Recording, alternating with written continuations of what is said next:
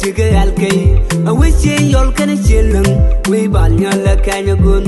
kan ga bal yen gane ya puzimon ka shirka ga diral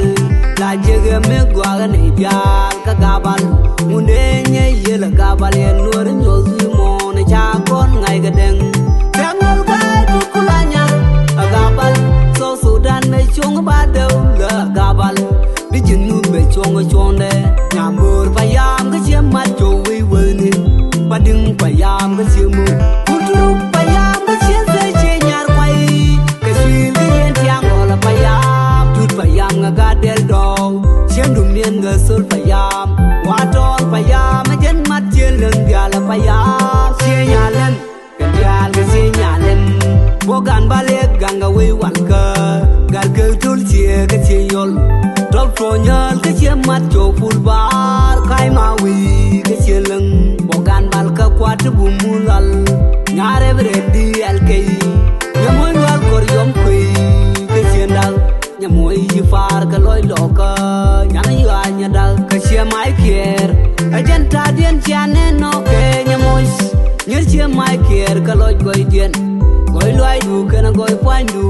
kadara ula ka par yit nyawu juk nyama bum ngien jaka amal loy nyal mabuloy dulni eche we top to nyal kanene chol mabil kan nyam la shira me sepela lunne jal ni nyura ka we gabal aman nyawal garbo ka shendu mien kur rajol tul yule ne chen kur ye we ulang ugai man yo quality ben honorable man malwal chiếc tu đuôi cái xe nhar quay mi lại nhur jal abi jal jen che loy de du ka man nya pos legendity jo chulat ka we gabal honorable ron karyam la chunga kel ka we lo ka ke du no dial ka ne ke un ma bum ka sien tian chun dai ai gu chol ngom to nya ka bal bal gar ke tu chi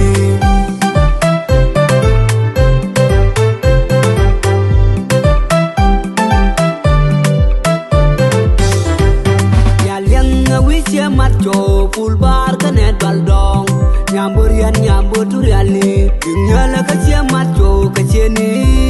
rup chalim kun ka che bana wujunu ka ner yang chen dang kun yer kun rar mun ka we sam wat lim kun ka che bana yang bana kana boy bana so dul ka me chen tar chen kul bana liai chelen di de la gel go hot ka ne nyatin kan chừng ke kalim kun chiam bana